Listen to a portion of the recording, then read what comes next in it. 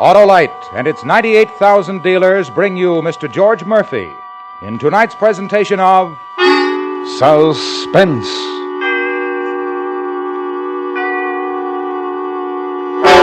Tonight, Autolite presents a story about fear and a man's decision. Find yourself or die. The story is called The Death of Me. Our star, Mr. George Murphy.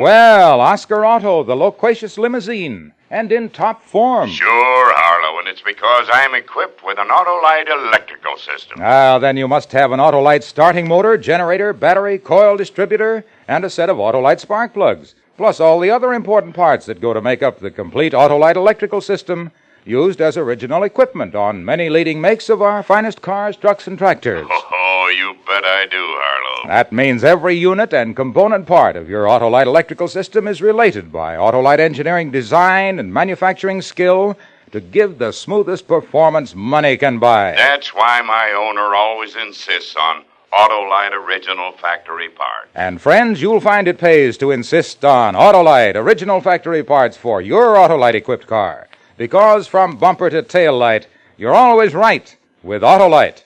George Murphy is appearing by arrangement with Metro-Goldwyn-Mayer, producers of the Technicolor picture Scaramouche, starring Stuart Granger, Eleanor Parker, Janet Leigh, and Mel Ferrer. And now, Autolite presents The Death of Me, starring Mr. George Murphy, hoping once again to keep you in suspense. I should have told Sal when it began. Even after we were married, all I'd said about what happened to me in the war was that I'd been wounded. I guess I put it that way because, well, maybe I was ashamed. Battle fatigue, the docs called it. Like a nervous breakdown. At the bottom of it was fear. I'd learned that, but not ordinary fear. It was like some powerful, misty thing. Well, they called it imaginary fear.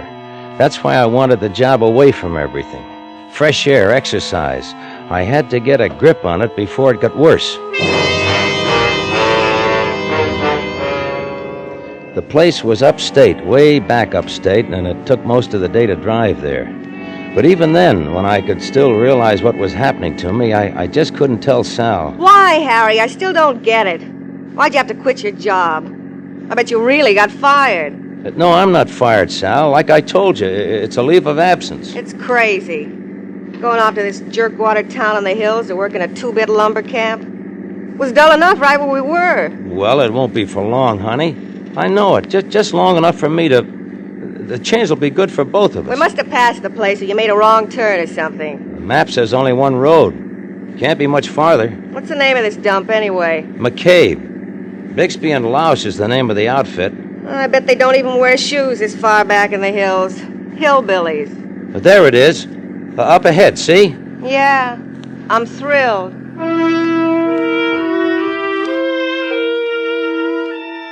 The town was old.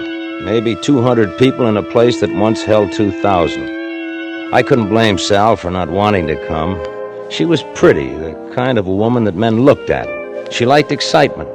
There hadn't been very much in our life, and, well, it made me feel better knowing that I wouldn't be alone. Bixby and Louse was a worn-looking building on the main street. Sam Bixby was a big man with cold, hard little eyes. Yeah, they told me you was coming. Name's Harry Sawyer, huh? Kind of puny for a logger, ain't you, Harry? Oh, I can pull my weight, Mr. Bixby. I've done it before. Maybe. This ain't one of them big fancy logging outfits. We're small and we work hard. Well, I expect to. That's your wife out there in the car? Yeah. You can't take her out to the camp. She'll have to stay here in town. Except on Saturday nights. Yeah, I understand. Well, I guess you'll do. Job's only good for a month. Then I'm hired? Yeah, you're hired. Come on, I'll buy you and your wife a drink. Well, thanks, Mr. Bixby, but we're not settled. All right, yet. Another time. I'll see you in the morning, then. Truck leaves at 6. I'll be ready. And thanks.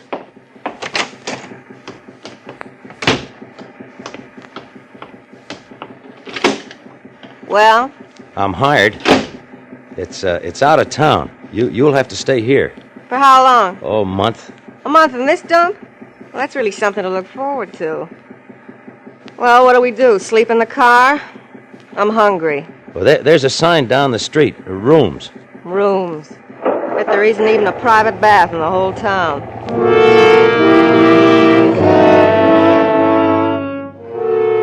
It wasn't too bad. At least the room was clean. Sal took a long time getting her hair just so and the lipstick just right like she always did before we went to eat. The guy downstairs said the best place was Myra's, a bar up the street. Everybody ate there. More coffee? No, just a check. No check. Anything else? What do you mean, no check? It's been paid. Even the tip. Well, give it back, sweetheart. I don't go for stuff like don't that. be silly, Harry.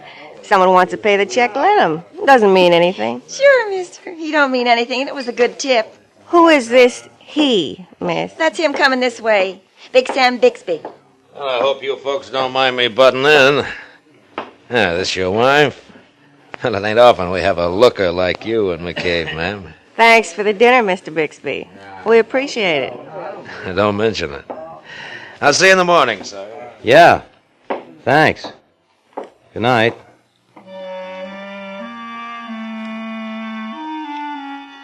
I knew I shouldn't have let it get me, but it was the way he looked at Sal. Not at me once. It was ridiculous to think anything. He was just being friendly.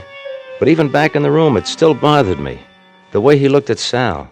What's the matter with you, Harry? You look funny. Huh? Oh, nothing. Nothing. Everything's fine. You ready to go to sleep? As soon as I finish my hair. So that, Bixby's the boss, huh? Yeah. A nice guy. Don't you like him? I don't know yet. Harry, do you think my hair looks better up or down? Oh, you look good with it either way. I just wondered.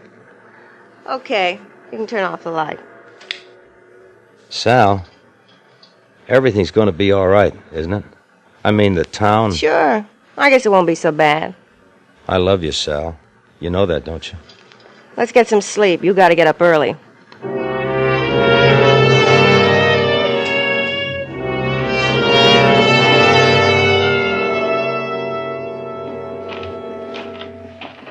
Morning. You Sawyer? Yes. McCaw's my name. Ludy McCaw. Hello. We riding out to the camp together? Don't rightly know. Myra wants to see you. Myra? Myra Lausch, the other half of Bixby and Lausch. Was there something wrong? Don't rightly know. In the office there. She'll tell you.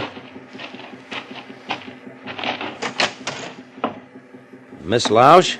Shut the door. You wanted to see me? That's right. I wanted to see you. You're fired, Sawyer.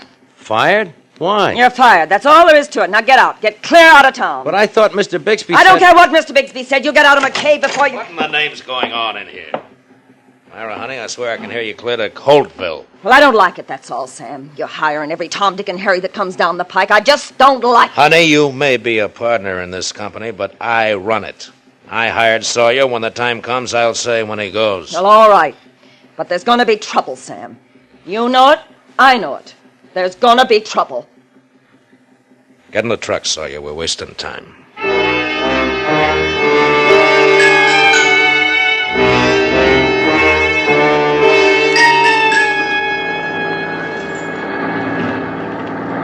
It's kind of cold riding a truck bed this morning. Think Sam would have let us ride in the cab with him. Huh? Oh, yeah. I see you still got your scalp.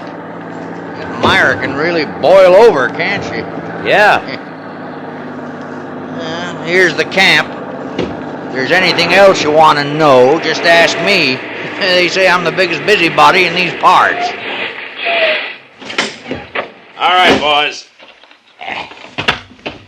Find a bunk, Sawyer. Then you and Ludy meet me at the office. And snap it up. There's an empty bunk next to me, okay? Sure. Say, what's that smell in the air? Swamp? Huh? Oh, yeah. Down over yonder. Good timber growing there, too. Don't know what Sam's saving it for.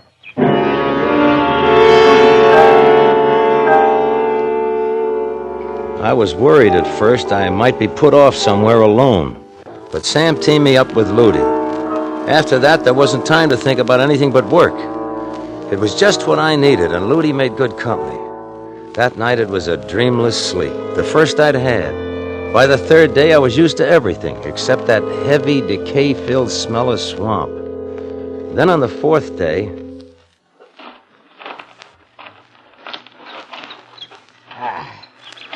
That's the only part I like, watching them fall. You're getting pretty good. Thanks. Yeah, he's doing all right. Huh? Oh, Sam. Didn't know you was back out from town. Looks like you got Sawyer broken right. Oh, it ain't me, Sam. He's a good worker. Looks like he'd be good on Cypress. Come on, Sawyer. I got a special job for you. Me too, Sam? Just Sawyer. He can do this alone. Special job, Mr. Bixby? Yeah. That act sharp? Sure. What is it? You'll see. You said cypress? Doesn't cypress grow in the swamp? Yeah. Wet cypress. Watch your footing now. Yeah. There's your job. Through the mist. 6 cypress. Well, that's a big job, Mr. Bixby. And footing like this, wouldn't it be better... Can't spare anybody. You'll do it alone. Yes, but... I told you we work hard around here. Just watch your footing. Don't slip at the wrong time.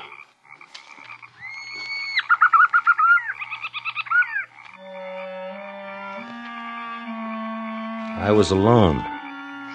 Maybe another day, working with someone. And being there alone wouldn't have seemed so... What could I say? That it was a sickness, this thing, this fear? That I didn't want to be alone? Not yet, because I was sick? Would he have understood? Would Sal, would anyone have understood what it was like? It was all around me, this thing in the mist. I had to fight it. I couldn't let it win. I had to fight it for Sal. That's why I'd come here. To work. Work for Sal. Work for Sal. Hey! Huh? Oh, Ludi. You're working like a crazy man. It's after quitting time. Almost too dark to see. Well, I gotta finish this one. Oh, go on, rest yourself. Go get some water. I'll finish it. I guess I could use a drink.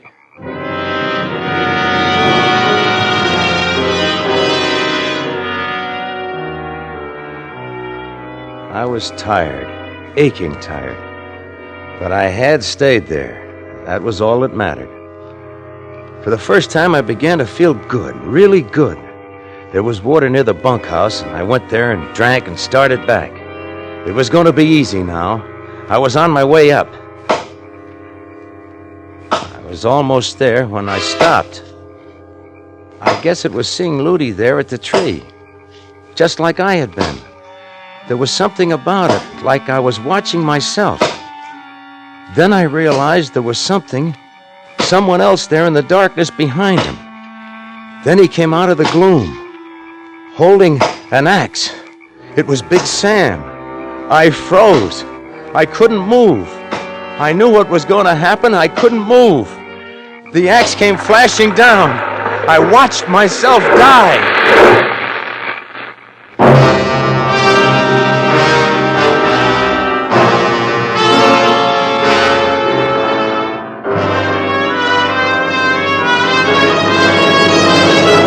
Autolite is bringing you Mr. George Murphy in The Death of Me, tonight's production in radio's outstanding theater of thrills, Suspense.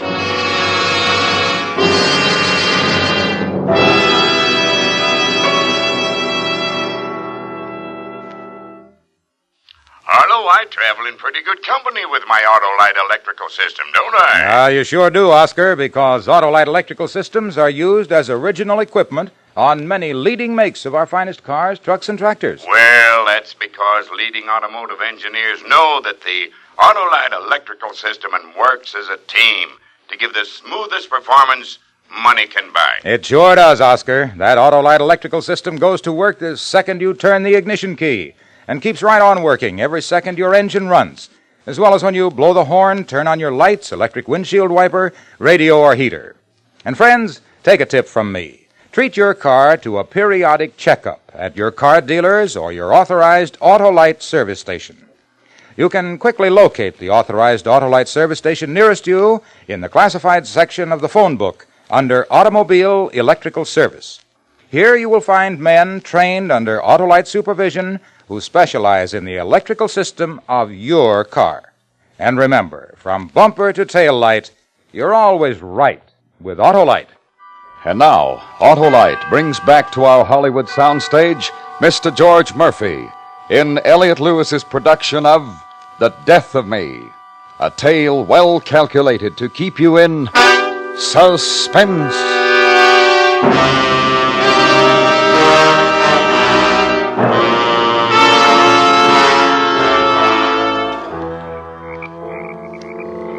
It looked like an accident.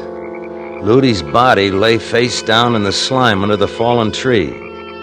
But I couldn't get it out of my mind. The feeling that I should have been lying there, with Sam and the sheriff looking down at me. Just don't look right, Sam.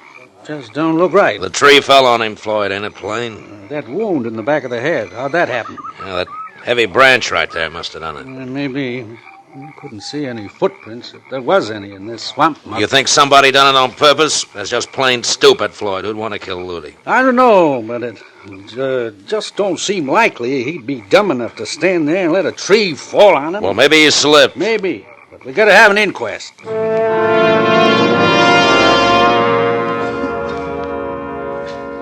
He had guts to stand there over Ludy's body.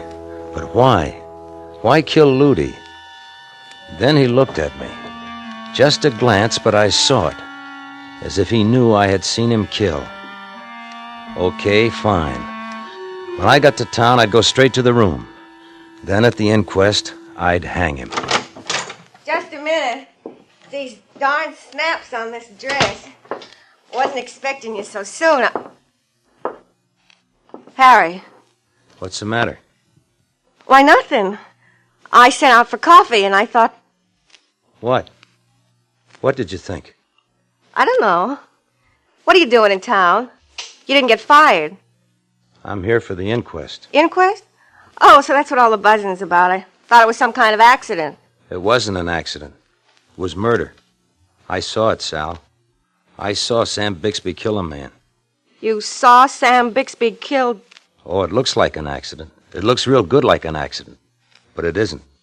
Why, that's awful. Is it, Sal? Of course it is. What's got into you anyway? Well, for a minute I thought that... It's just that I saw it happen and I don't know. You're just upset, that's all. Now, what about that inquest? They said at the bar as soon as the coroner gets here. Are you gonna go? Yeah, I guess we better.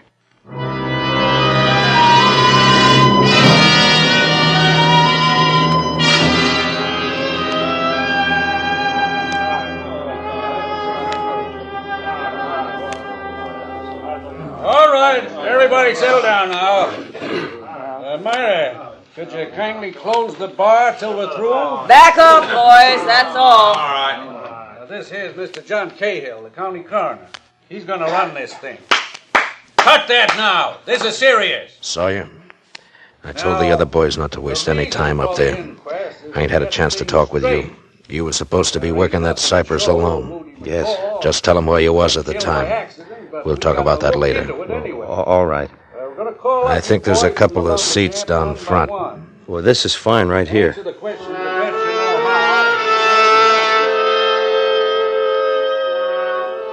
I watched him slip back into the crowd.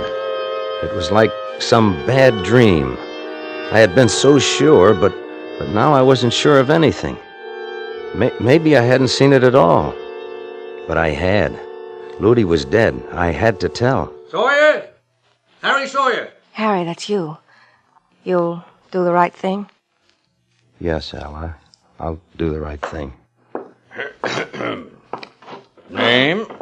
Harry Sawyer. Now, Mr. Sawyer, if you've been watching the proceedings, you know what we're trying to get at.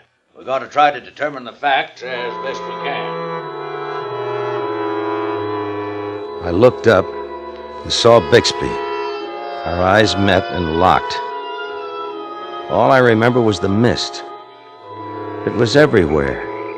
I was back in the mist and I couldn't tell. I was making a terrible, terrible mistake, but I couldn't say anything but yes and no, and it was over. The verdict is that the deceased, one Loody McCaw, met his death through accidental causes. You were right, honey. You did right. Sal, we've got to leave. We've got to get out of here. Oh, yeah? How about you and your wife having a drink with me? I owe you one, remember? Why, yeah, Mr. Bixby. Of course. That'd be nice. Yeah, this booth here? Sal, listen. We've got to, Harry. Yeah, this is fine. Ah, good. And after we have our drinks, what say we ride out to the camp? This is Saturday, you know. We have a big time at the camp on Saturday. Well, I don't think Sal would... Why, sure she would. You want your wife to see where you work, don't you? Sure, honey. Ought to be fun. Yeah, there's whiskey and gambling. Myra runs the table, but you can never tell. You might win something. We'll have a fine time.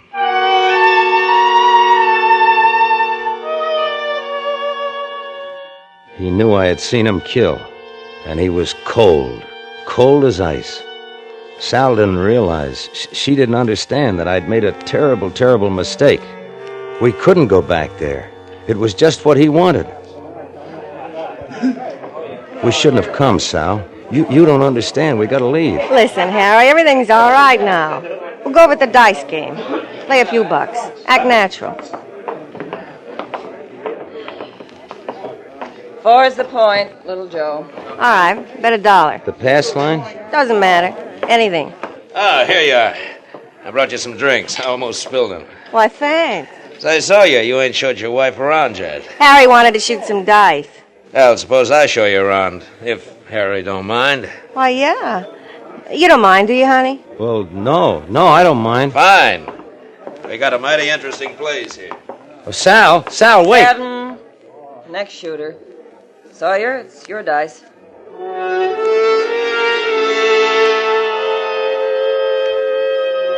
I wanted to run after Sal, run away from everything, but I had to act natural. Natural. 7. The shooter wins. And that was the beginning.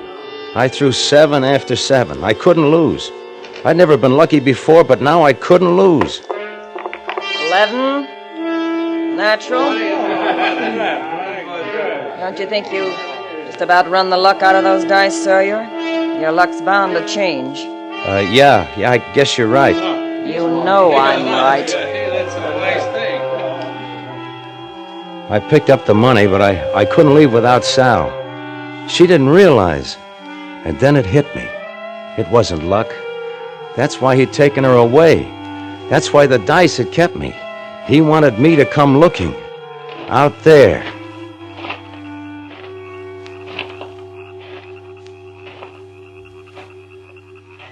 Why'd we come here, Sam? It's filthy. I want to talk. There's nothing more to talk about. How did you get so mixed up? It was dark. I thought it was... But I didn't tell you to kill anybody. It was your idea. You're in this, too. Don't be crazy. All I said was if something just happened to Harry, naturally I'd have to stay longer. You can't leave me. It's all over, Sam. He's not saying anything and we're leaving. Get it through your head. Wait. There's someone. It's me, Sal. It's only me. I'm here. Isn't that what you wanted? What? What are you going to do? No. You ain't gonna do nothing. I'm gonna kill him. Tell him, do it. You're drunk, Sam. You don't know what you're doing. Sam! Stop it, Sam! Let go of him. I'll shoot. Myra? Listen to me, Sam. It's not worth it. She isn't worth it. You're awful nosy, Myra. Too nosy. Now, I want that gun. You stay there, Sam. Don't make me shoot. You wouldn't shoot. We're partners. You wouldn't shoot me. No. We're partners. You wouldn't. Sam. Oh, Sam. He's dead, Myra. I'll take the gun. Dead. Oh, no. No. I'll have to hold you. I'm sorry. Me. I loved him. It was her. How about getting your wife out of here, Sawyer? Leave McKay. Don't come back.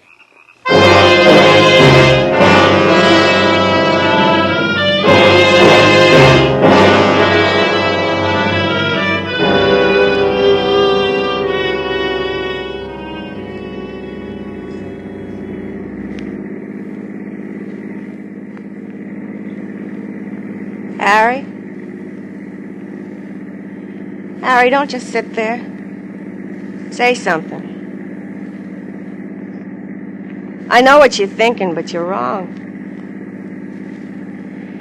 Harry. Keep away, Sal. What's the matter? You afraid of me? No. No, I'm all over being afraid. I was just setting Bixby up, that's all. We could have made him pay a fortune to keep quiet. Don't you see, I was only doing it for you. What are we stopping for? This is where you get out. Get out? You're gonna leave me here? What'll I do? There's nothing. Where'll I go? The roads are many, the world is wide. Get out. Harry, you can't leave me here. I'm your wife. Take me with you. You've got to. It's a matter of self-preservation, honey. Sooner or later, you'd be the death of me. Harry, don't leave me. Harry, wait!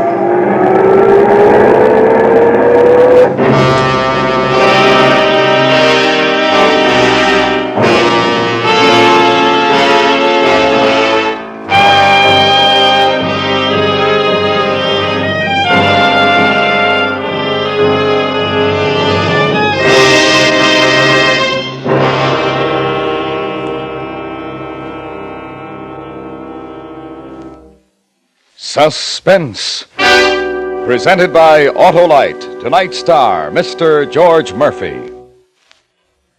This is Harlow Wilcox speaking for Autolite and bringing back our star, George Murphy. Good show, George. Well, thank you very much, Harlow. You know, I consider it a special privilege to have appeared on Suspense tonight. I enjoyed playing Harry Sawyer very much, and all of my fellow players were wonderful, and it's always a pleasure to work for Autolite. But more than that, I have the opportunity to tell you, ladies and gentlemen, of an unusual treat Autolite has planned for you next week when Jack Benny stars on Suspense in an exciting story called A Good and Faithful Servant. I guarantee you'll love him. And Harlow, believe me, I'll be listening. Thanks, George Murphy. And friends, remember, Suspense is presented for your entertainment by the Autolite family. The 98,000 Autolite distributors and dealers, the nearly 30,000 men and women in 28 great Autolite plants from coast to coast, and the 18,000 people who have invested a portion of their savings in Autolite. Every Autolite product is backed by constant research and precision built to the highest standards of quality and performance. So remember, from bumper to tail light, you're always right with Autolite.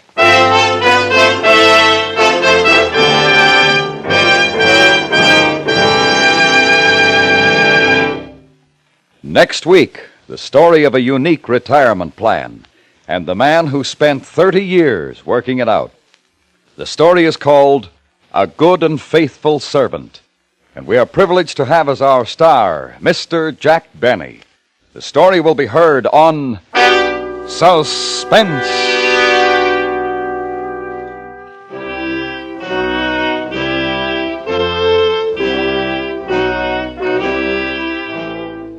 Suspense is produced and directed by Elliott Lewis, with music composed by Lucian Morowick and conducted by Lud Gluskin. The Death of Me was written for Suspense by Richard Chandley. In tonight's cast, Charlotte Lawrence was heard as Sal and William Conrad as Sam. Featured in the cast were Irene Tedrow, Herb Butterfield, and Joseph Kearns. And remember, next week on Suspense, Mr. Jack Benny in A Good and Faithful Servant.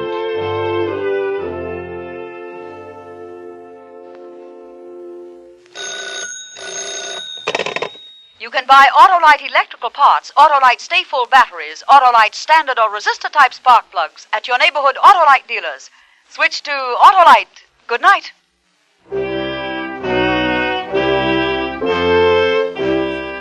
This is the CBS Radio Network.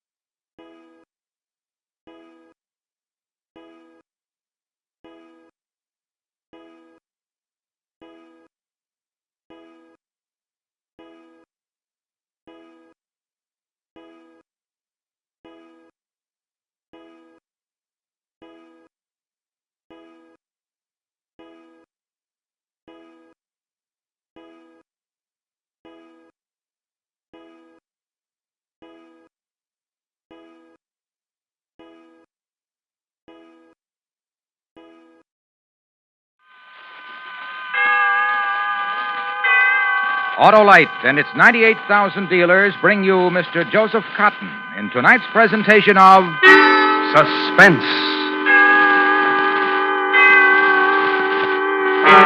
Tonight, Autolite presents a story based on fact, an American legend of love and death, as we recreate the tragic history of Tom Dooley. Our star, Mr. Joseph Cotton.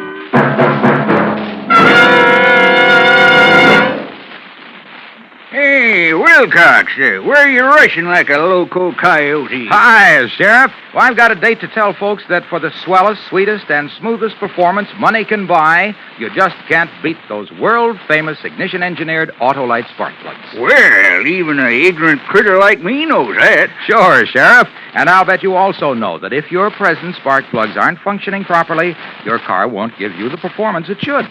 Have those spark plugs checked by your Autolite spark plug dealer, the expert in cleaning and adjustment. And if replacements are needed, he'll recommend ignition-engineered Autolite spark plugs, either standard or resistor type. Yep. Why, they're smoother than Grandma's flapjacks. Right you are. So see your nearest Autolite spark plug dealer. To quickly locate him, phone Western Union by number and ask for Operator 25. Remember, from bumper to tail light, you're always right with Autolite. And now, Autolite presents Tom Dooley, starring Mr. Joseph Cotton, hoping once again to keep you in suspense. Bow down your head, Tom Dooley. Bow down your head and cry. Bow down your head, Tom Dooley. You know you're bound to die. Whoa, whoa! You wait here, Noir. You're a fool, Tom. You oughtn't to do it. You're gonna stop me, cousin? Just watch the horses.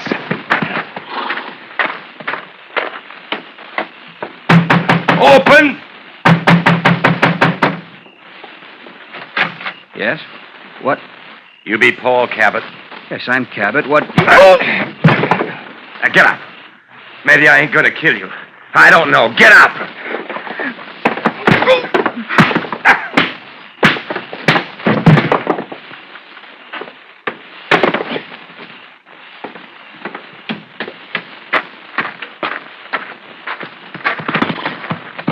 Let's go, cousin.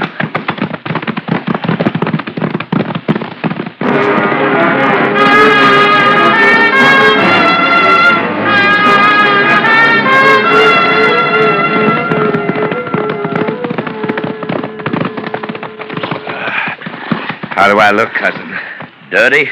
She won't mind. She hears what you just did. She won't mind. Don't need you anymore, Noah. Go home. I'm waiting. You're liable to wait right long.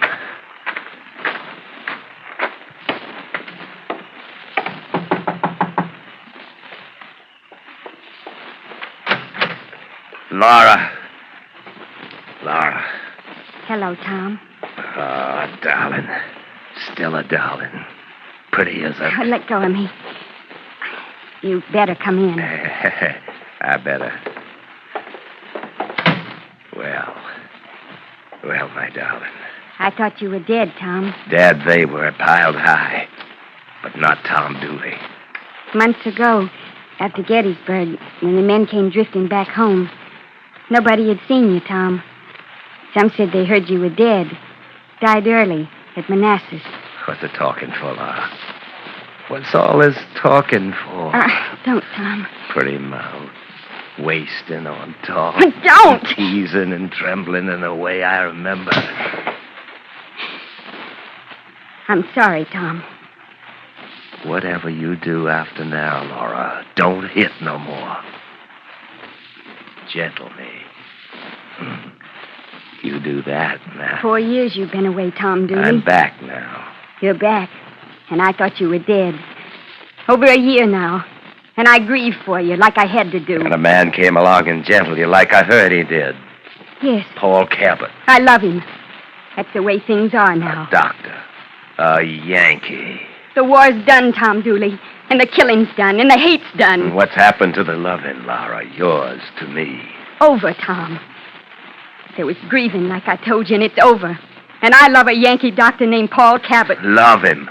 Come on, I'll take you to him. You what? Where he's laying on the floor. I think he was whimpering when I left him like a sugar candy baby. Come on, I'll show you. Get out of here. Maybe I will, but I don't know that yet. First, I want you to remember something, Laura. Get out. I want you to remember you hanging on my horse and wailing the tears on you 4 years ago when I rode out to join with Zeb Vance and his cavalry. You remember, Laura? I grieve. Tears on you. That was your grieving. Listen to mine. The fighting and the blood and the screaming and Bull Run and Manassas and the Yankees. Killing them and they always coming. And Virginia and Pennsylvania and the killing and leaving your own blood every place you go. Tom. But you go because as long as you're going, you're coming back. Back here to the Smokies. Back here to Laura Foster. That pretty mouth. Laura. Laura. No, I don't love you no more, Tom. I don't love You're going to love me. You'll remember how But Tom, not you. You ain't worth those 4 years. On account of you couldn't wait for your man.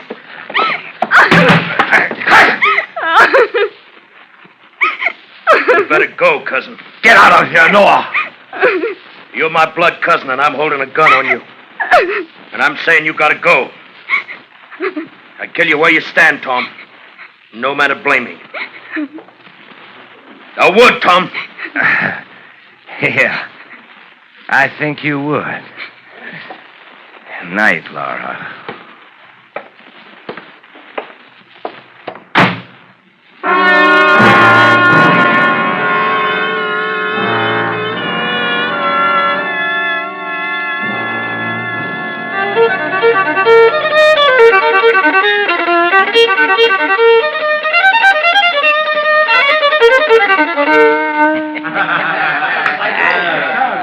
Still know how to play a tune on a fiddle, don't you, Tom? Sure I do.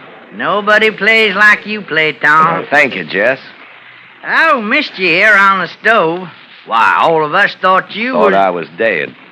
What kept you, Tom? All of us come back soon as we hear General Lee surrendering.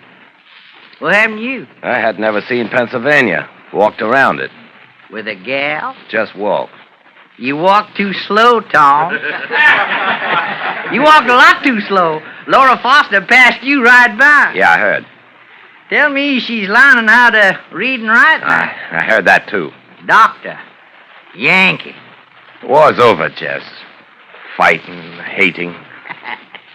Why you laughing? I heard you almost killed a Yankee doctor, Tom. You heard it, so I guess I did. Hey, Noah. What you want, Jess? Pass that jug over here. Give your cousin a drink. I ain't drinking no more, Jess. Hey, now. Recent you ain't doing a lot of things. Well, you changed, Tom. I reckon I have. You gonna learn how to read and write? Doctors say he can teach anybody who wants to learn. Here is how you can learn a lot from that doctor. Stop it, Jess. Those Yankees are smart fellas. Reckon that's why they won the war. Won everything, those Yankees. You heat up my cousin, your tongue's gonna be real cold, Jess. Oh, be it now? What do you got to say about that, Tom? Keep talking. I don't mind. All I can say is my gal start cheeking with somebody else. Hi, Yankee. Hello. What are you on? I've got a list here. I need some groceries. We just been talking about you. Me, Zach, Hummin, Josh, all of us. Noah Dooley. His cousin Tom, too. Here's the list. You read it to me, Doctor. I ain't got the lining. Sack of potatoes. Like I said, we've been talking. Wondering. Sack of sugar. Wondering. You like North Carolina, Yankee? Carolina nights? Green beans and flour. How about North Carolina women? Pretty, ain't they? Soft. Wait on him, Jess. And Laura's prettiest of them all, ain't she? Wait on him. Ain't she? Tom Dooley here used to think so. The man wants to buy something, shopkeeper. Sell it to him. I seen you walking, Yankee, trying to get yourself lost with Laura. Jess. Yeah, what you want, Tom? Why'd you knock him down, Mr. Dooley? Makes up for things. I'm apologizing. I want to shake your hand. I'd be pleased. It's all right about the other night. I've forgotten about it. I want to be your friend. That's what you are right now, Mr. Cabot. I want to tell you this. What? Laura loves you, and that's all right. We're getting married, Mr. Dooley. I'm not saying you can't. I'm saying I hope you'll be very happy. Laura will be very glad to hear that. Mr. Dooley. Yes? Laura says you play the fiddle. I hear you're having a betrothal party tomorrow night. Yes, that's right. Well, I'll play the fiddle for you. For you and Laura.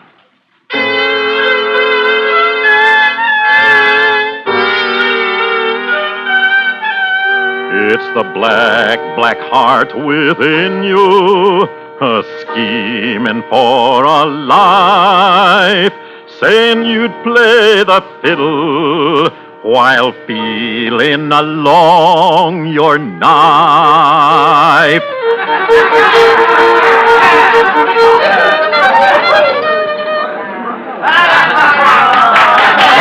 Hey, Noah. Come here a minute. Yeah, what you want, Tom? Spell me on my fiddle a little bit, Noah. Sure. Man, I bet you're tired. Fiddling 2 hours without letting up. Spell me, cousin. Take the fiddle. Where you going, Tom? Just play the fiddle pretty, cousin. Don't worry about me.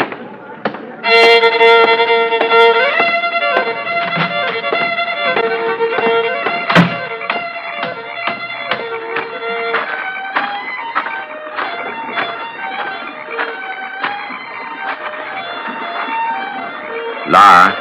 Oh. I didn't mean to frighten you, Laura. That's all right. Noah's playing me my fiddle. I saw you come out here. I wanted to say something to you. Tom. Yes. I'm glad. I wanted to talk to you, too. Paul told me what you did. They teasing him and calling him Yankee. And you... That's all right.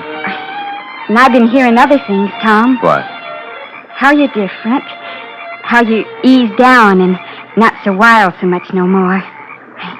I'm glad, Tom. But it don't make no difference to you, does it, Laura? How I feel, you mean? No.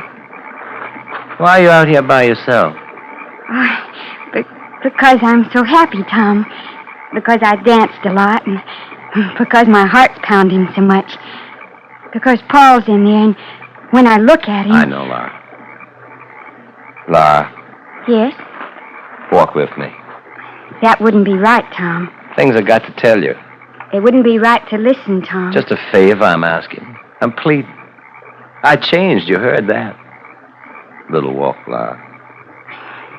A little walk. Yes. And my heart will settle down. You remember we used to come this way? No talk of that, Tom. I remember we used I'm going back. No. I'm sorry. Tom, you'll find you a girl. There's no bitterness now, is there, Tom? Tom? The way that water runs, from the top of the mountains to who knows where. You'll find you a girl and you'll be happy. A man like me, Laura. Tom, why the knife? Because a man like me never be happy. You the cause, Laura. You the cause!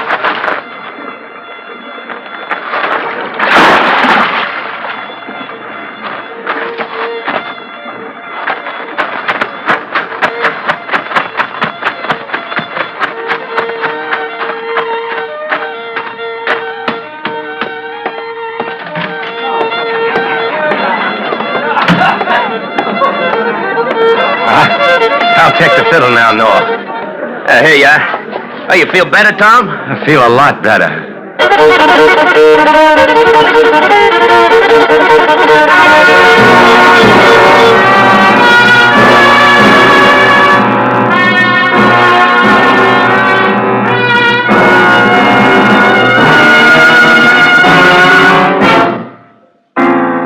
Autolite is bringing you Mr. Joseph Cotton in Tom Dooley. Tonight's presentation in radio's outstanding theater of thrills, Suspense.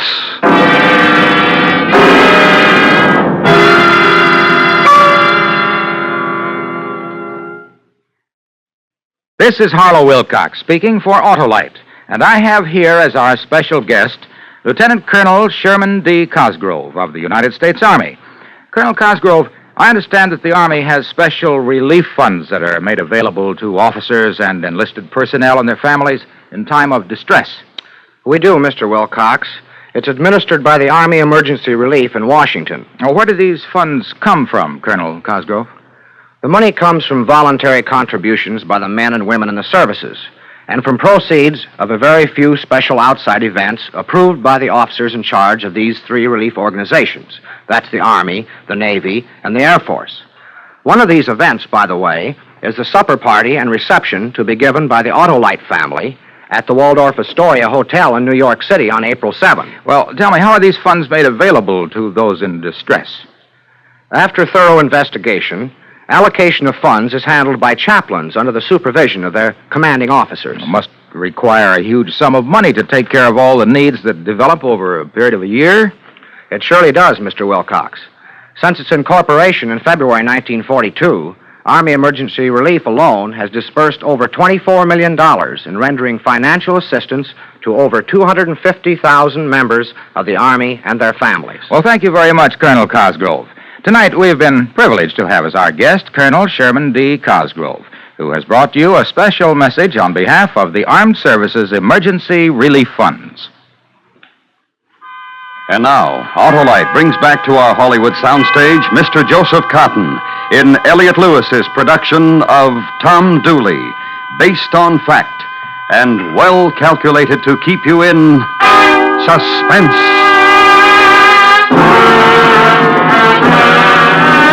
Bow down your head, Tom Dooley. Bow down your head and cry. You killed poor Laura Foster. You know you're bound to die.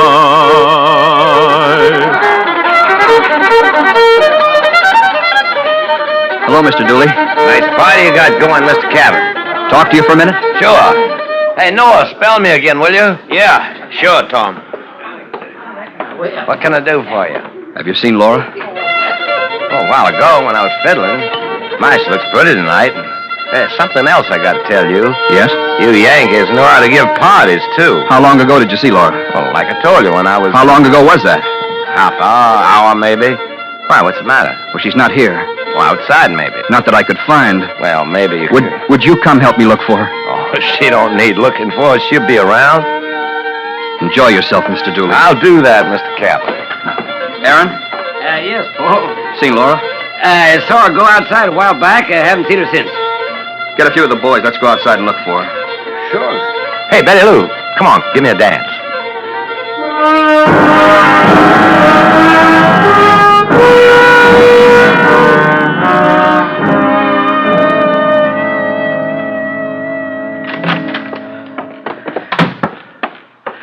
Tom.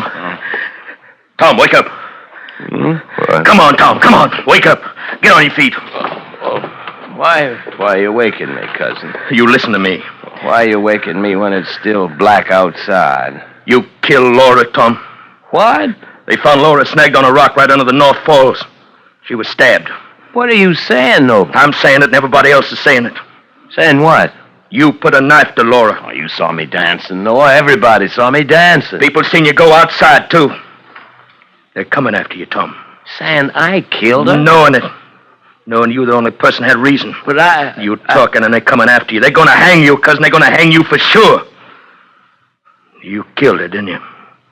You gotta help me. You put on all the gentle and there was nothing but black inside you.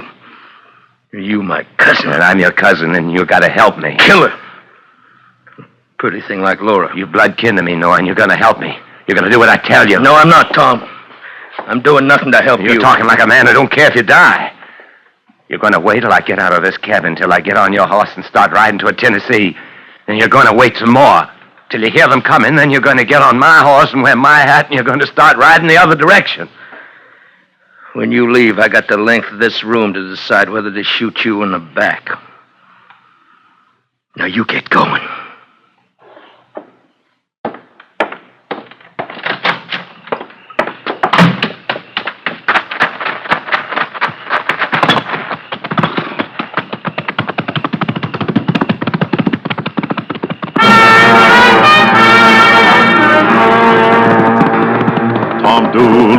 the morning, Tom Dooley galloped west, and when the sun was gone, he laid him down to rest.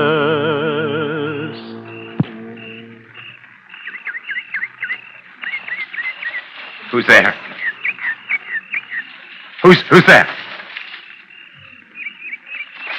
I see you. I'm going to shoot. That's my friend Selman, you might see. Me, you can't see at all, because I'm at your back. Now, you just stand where you're standing. What do you want? You stand where you're standing, and you're going to feel something. Feel it? My gun to your back. All right, Selman, take his gun. Give it to him, give it to him. That's it. You come out too, George. You too, Dawson. I don't know you men. Who? Yankees. What do you want me for? Well, we don't know, Johnny Reb. We just come down here on a visit. You want my money, that's what. Now, there's a thought. Where's your money, Reb? I got none. Oh, you got none. You got none.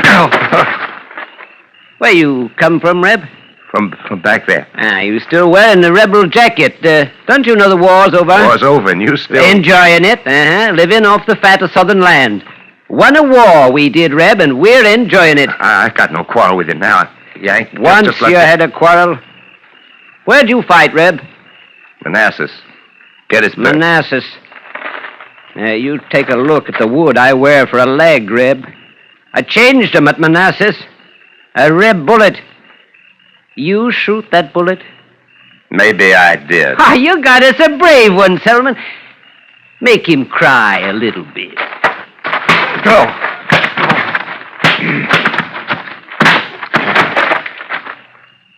Get up, Reb. Get up. You crying? You smiling? Can't tell with that face Selman made for you. Now let me look real close. Why, you ain't doing nothing at all. Just let me get out of here. Night's entertainment. That's what we're looking for, Reb. And you don't do nothing. Laugh, cry, nothing. You dance, I bet. You Rebs. I tell you what. You dance for us. Dawson, get us a rope. You've got no cause to hang me. For dancing purposes. You do us a do-si-do on the air from that tree over there. Thank you kindly, Dawson. No cause at all. Don't like to dance? Then what you gonna do for us, Reb? I know a thing. Sing us a tune. Nice Yankee tune. Reb, you know one? Sure you do. I'll help you, Reb. Yankee Doodle, keep it up. Sing. Let him alone. Who are you? A Yankee. Like you. Isn't that right, Tom? Yes, sir. Yes, sir, Mr. Cabot. A Yankee, gentlemen. Who says with this rifle that the hating's over. Now leave this man alone and get out. All right. All right, men. Get. Mr. Cabot, they were going to kill me. I'm grateful.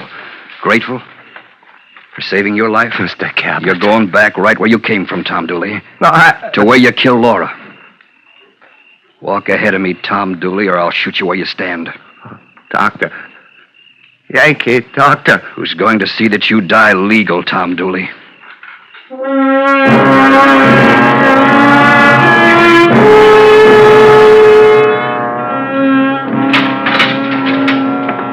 Cart's ready for you, Tom. Time for hanging.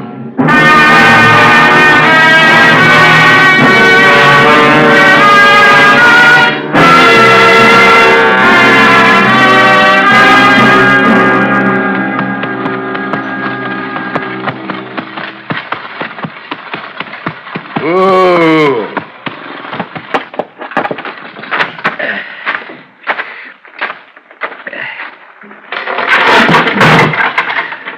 Come on, Tom.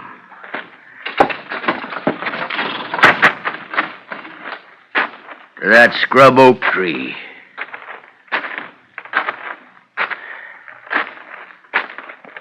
Get up on your horse, Tom.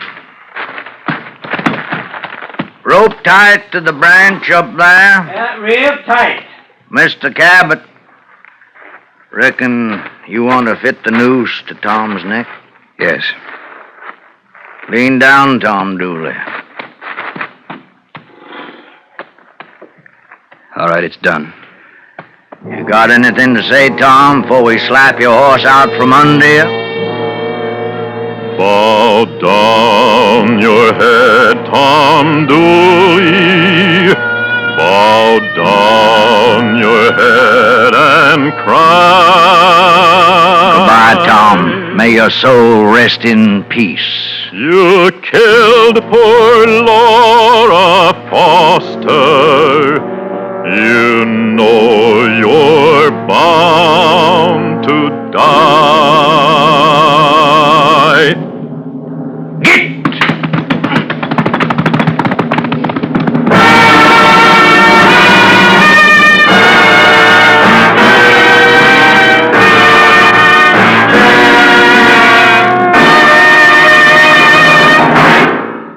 Suspense.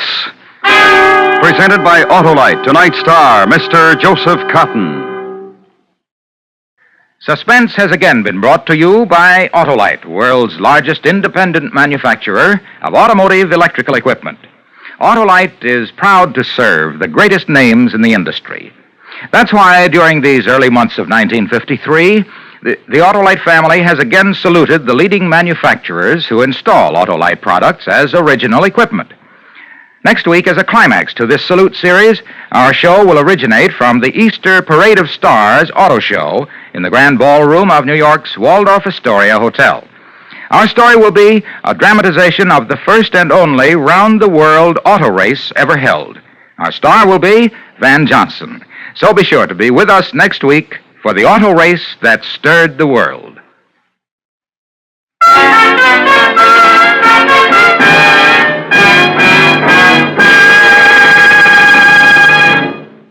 Next week, a story based on fact as we recreate the first international automobile race. The time, 1908. The story, Around the World. Our star, Mr. Van Johnson. That's next week on Suspense.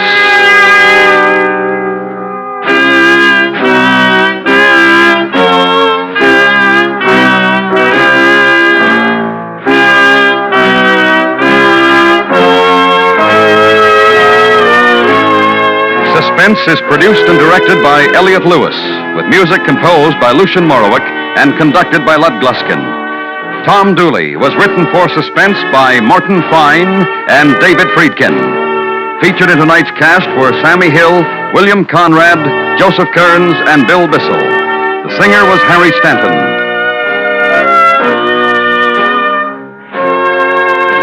Joseph Cotton may currently be seen in the 20th Century Fox picture, Niagara. And remember, next week, Mr. Van Johnson in Around the World.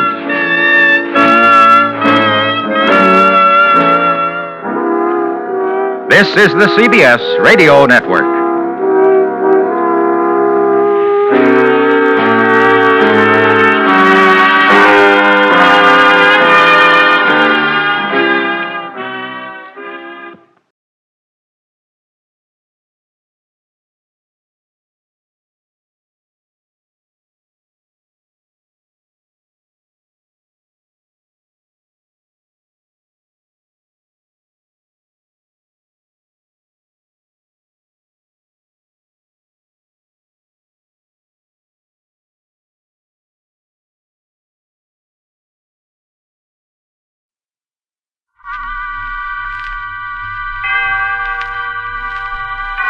Autolite and its 98,000 dealers bring you Richard Widmark, Kathy Lewis, and Elliott Lewis in tonight's presentation of Suspense.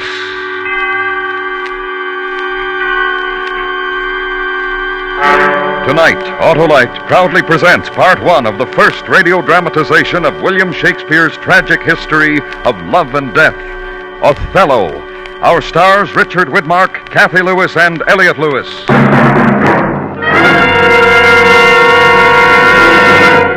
Harlow, what's this great electing system of yours? Oh, you mean the Autolite electrical system that's designed to work as a perfect team.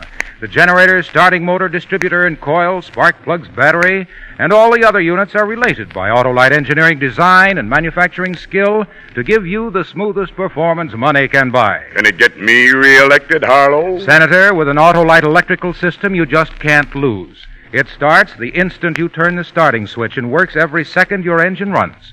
It works, too, every time you blow the horn, turn on lights, radio, heater, or electric windshield wiper. Sounds mighty important. It sure is, and that's why it pays to treat the electrical system of your car to a periodic checkup at your car dealer or your nearest authorized Autolite service station. To locate him, look in the classified section of the phone book under Automobile Electrical Service, or call Western Union by number and ask for Operator 25. And remember, from bumper to tail light, you're always right with Autolite.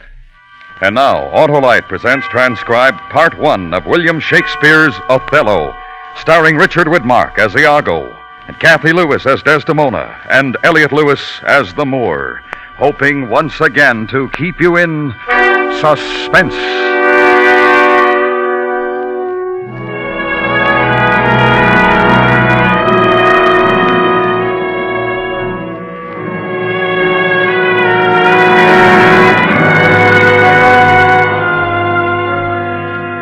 Act 1, Scene 1. Venice, a street. Enter Roderigo and Iago. You told me you hated the Moor. Despise me if I do not. I know my price, Roderigo. I am worth no worse a place. But, says he, I have already chosen my officer. And what was he?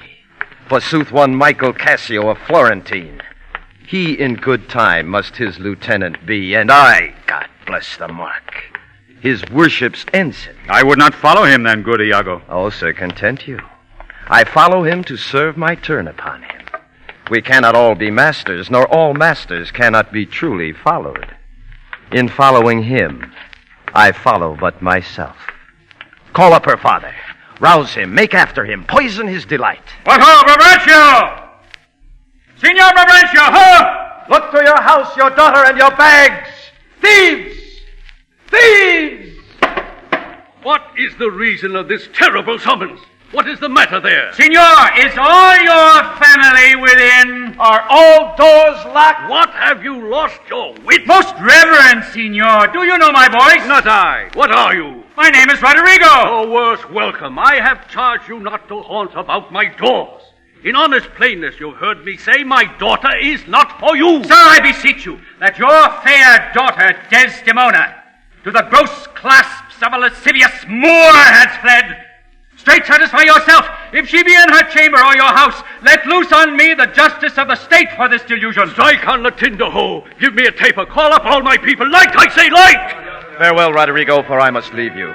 It seems not meet nor wholesome to my place to be produced against the Moor. Lead to the arsenal the razed search, and there will I be with him. So farewell.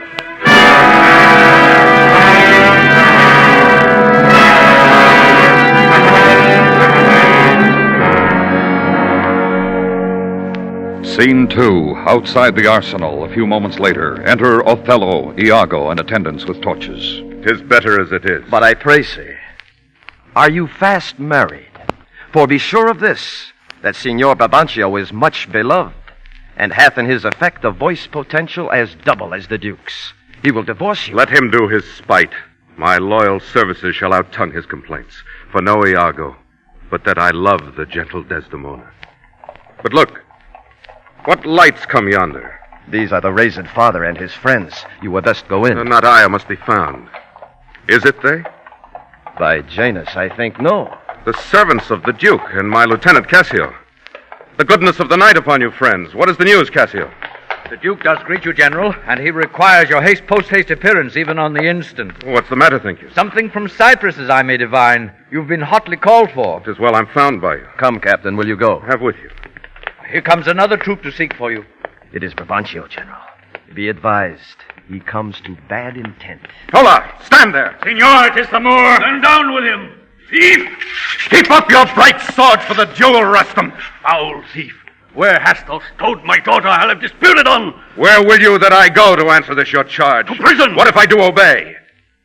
How may the Duke be therewith satisfied, whose messengers are here about my side, upon some present business of the state to bear me to him? The Duke in council, and this time of the night? Bring him away. Mine's not an idle cause. The Duke himself cannot but feel this wrong as for his own.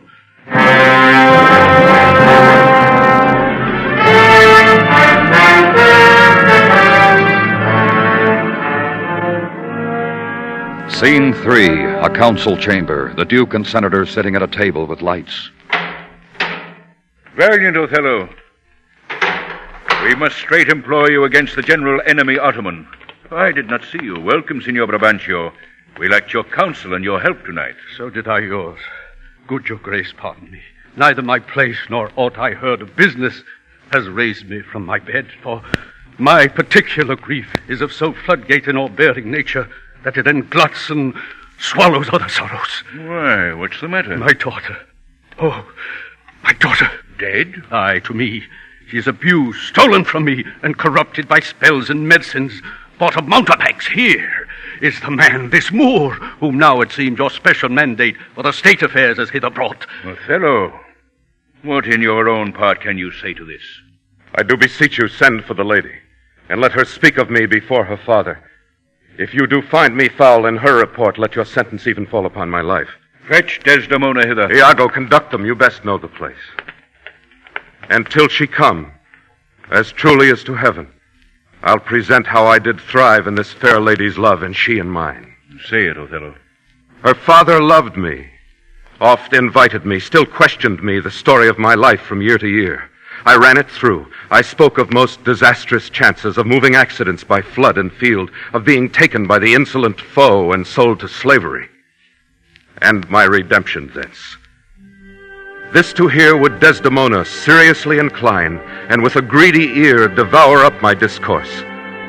When I did speak of some distressful stroke that my youth suffered, my story being done, she gave me for my pains a world of sighs. She swore in faith 'twas strange, 'twas passing strange, 'twas pitiful, 'twas wondrous pitiful. She wished she had not heard it, yet she wished that heaven had made her such a man. She thanked me, and bade me, if I had a friend that loved her, I should but teach him how to tell my story, and that would woo her. Upon this hint I spoke. She loved me for the dangers I had passed, and I loved her that she did pity them. This only is the witchcraft I have used. Here comes the lady. Let her witness it. Come hither, gentle mistress. Do you perceive in all this noble company where most you owe obedience? My noble father, I do perceive here a divided duty. To you I am bound for life and education. My life and education both do learn me how to respect you. But here's my husband, and so much duty as my mother showed to you, preferring you before her father, so much I challenge that I may profess due to the Moor, my lord. Come hither, Moor. I here do give you that with all my heart I would keep from you. For your sake, Jewel, I am glad at soul I have no other child. I have done, my lord. Beseech you now to the affairs of state. The Turk, with most mighty preparation, makes for Cyprus. Othello, the fortitude of the place is best known to you, and though we have there Montano, a substitute of most allowed sufficiency, yet opinion, as sovereign mistress of effects, throws a more safer voice on you. I do undertake these present wars against the Ottomans. At 10 a.m. here we'll meet again. Othello, leave some officer behind, and he shall our commission bring to you. Please your grace, my ensign Iago, a man he is of honesty and trust. To his conveyance I assign my wife, with what else needful your good grace shall think to be sent after me. Let it be so. Good night to everyone. Adieu, brave Moor. Use Desdemona well. Look to her, Moor. Have a quick eye to see. She has deceived her father. May do thee. My life upon her faith. Come, Desdemona. I have but an hour of love, of worldly matters and direction to spend with thee. We must obey the time.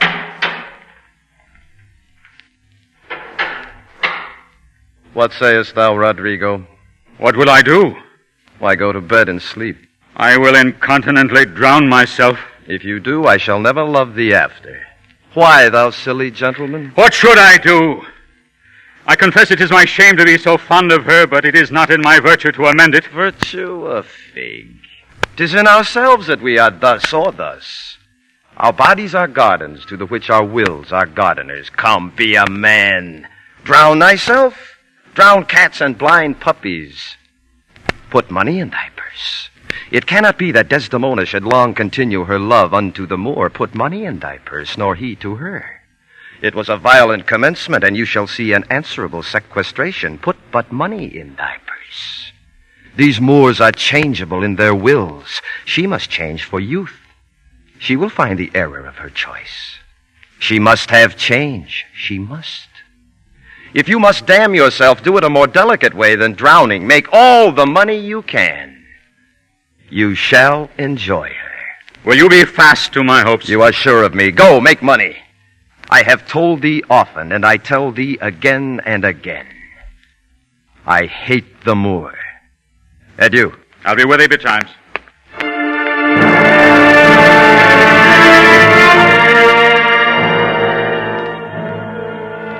Thus do I ever make my fool my purse. I hate the Moor. Let me see now. Cassio's a proper man. To get his place and to make up my will, a double knavery. How? After some time to abuse Othello's ear, that his lieutenant Cassio is too familiar with his wife. Cassio hath a person and a smooth disposed to be suspected.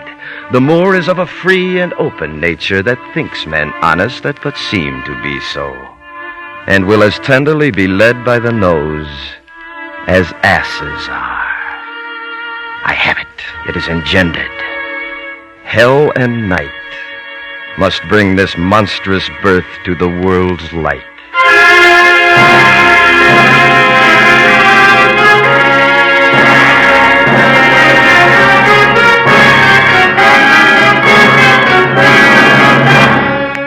Autolite is bringing you Richard Widmark, Kathy Lewis, and Elliot Lewis in Part 1 of William Shakespeare's Othello. Tonight's presentation in radio's outstanding theater of thrills, Suspense.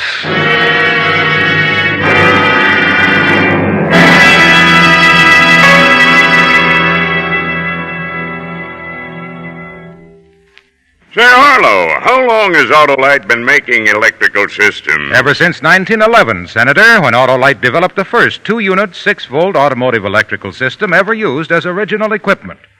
That was the granddaddy of today's complete and precision-made system, which includes generator, starting motor, distributor and coil, spark plugs, battery, voltage regulator, and their thousands of component parts. All working together perfectly, eh, Harlow? Right, and you get the wonderful and economical operation you expect because it's an Autolite electrical system.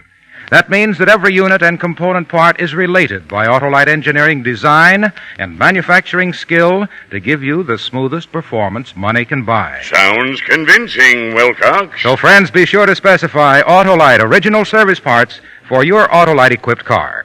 And remember, from bumper to tail light, you're always right with Autolite. And now, Autolite brings back to our Hollywood soundstage Richard Widmark, Kathy Lewis, and Elliot Lewis in Mr. Lewis's production of William Shakespeare's Othello, a tale well calculated to keep you in suspense.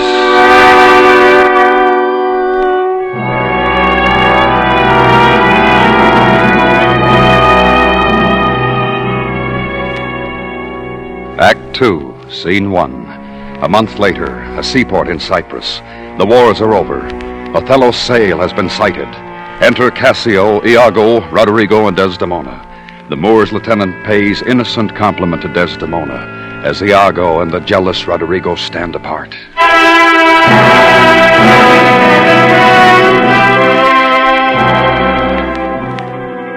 He takes her by the palm. Aye, well said. Whisper. With as little a web as this, will I ensnare as great a fly as Cassio. Aye, smile upon her, do. I will catch you in your own courtesies. Good, well kissed. An excellent courtesy. 'Tis so indeed. Yet again your fingers to your lips. Would they were clyster pipes for your sake. The Moor, I know his trumpet. 'Tis truly so. Let's meet him and receive him. Oh, my fair warrior. My dear Othello. It gives me wonder great as my content to see you here before me. If it were now to die, 'twere now to be most happy. For I fear my soul has her content so absolute that not another comfort like to this succeeds in unknown fate. The heavens forbid but that our loves and comforts should increase even as our days do grow. Amen to that, sweet powers. I cannot speak enough of this content. It stops me here. It is too much of joy. And this, the greatest discords be that e'er our hearts shall make. I prithee, good Iago, go to the bay and disembark my coffers. Come, Cassio. Come, Desdemona. Once more, well met at Cyprus. I will tell you this, good Roderigo. Desdemona is directly in love with Cassio. With him? Why, 'tis not possible. Mark me with what violence she first loved the Moor, but for bragging and telling her fantastical lies. And will she love him still for prating? Let not thy discreet heart think so. Her eye must be fed. And what delight shall she have to look on the devil? Her delicate tenderness will find itself abused and compel her to some second choice. Now, sir, this granted. Who stands so eminently in the degree of this fortune as Cassio does? I cannot believe that in her. She's full of the most blessed conditions. Blessed fig's end! Didst not see her paddle with the palm of Cassio's hand? Didst not mark that? Yes, but that was but courtesy. Lechery! By this hand. An index and obscure prologue to the history of lust and foul thoughts. They met so near with their lips that their breaths embraced together. But, sir, watch you tonight. Cassio knows you not. I'll not be far from you. Do you find some occasion to anger Cassio? Well, provoke him that he may strike you. For even out of that will I cause these of Cyprus to mutiny, whose qualification shall come into no true trust again but by the displanting of Cassio. So shall you have a shorter journey to your desires. I will do this if I can bring it to any opportunity. I warrant thee. Meet me by and by at the citadel. I must fetch his necessaries ashore. Farewell. Adieu. I'll have our Michael Cassio on the hip. Abuse him to the Moor in the rank garb. Make the Moor thank me, love me, and reward me for making him egregiously an ass, and practicing upon his peace and quiet, even to madness. 'Tis here, but yet confused. Knavery's plain face is never seen till used.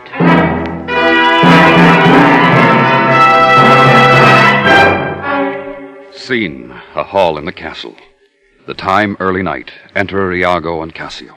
We muster the watch, Iago. Not this hour, Lieutenant. 'Tis not yet 10 o'clock. Our general cast us thus early for the love of his Desdemona, who let us not therefore blame. She is a most exquisite lady. Indeed, she is a most fresh and delicate creature. What an eye she has. Methinks it sounds a parley of provocation. An inviting eye, and yet, methinks, right modest. And when she speaks, is it not an alarum to love? It is indeed perfection. Well, happiness to them. Come, Lieutenant, I have a stoup of wine. And here without are a brace of Cyprus gallants that would fain have a measure to the health of Othello. Not tonight, good Iago. I have very poor and unhappy brains for drinking. But 1 cup, I'll drink for you. I have drunk but 1 cup tonight. I am unfortunate in the infirmity, and dare not task my weakness with any more. What, man? 'Tis a night of revels. The gallants desire it. Where are they? Here at the door. I pray you, call them in. I'll do it, but it dislikes...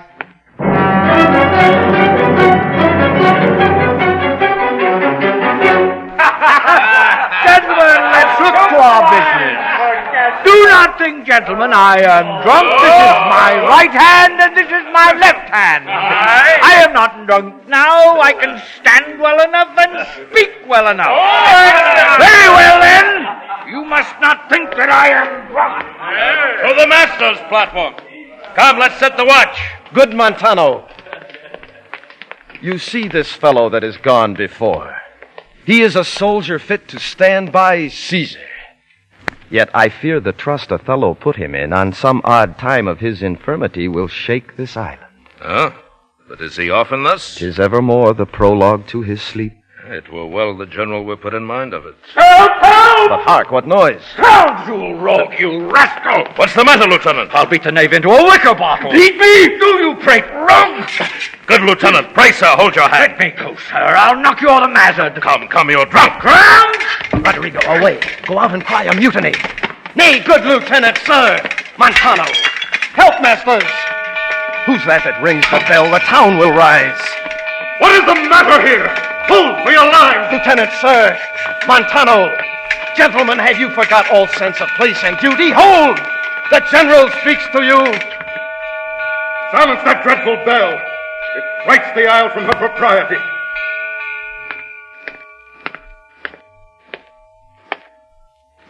What's the matter, masters? Honest Iago that looks dead with grieving, speak. Who began this? I do not know. I cannot speak any beginning to this peevish odds. How came it, Michael, you were thus forgot? I pray you, pardon me. I cannot speak. Worthy Montano, what's the matter that you unlace your reputation thus and spend your rich opinion for the name of a knight brawler? Give me answer to it. Worthy Othello, I am hurt to danger. Your officer Iago can inform you.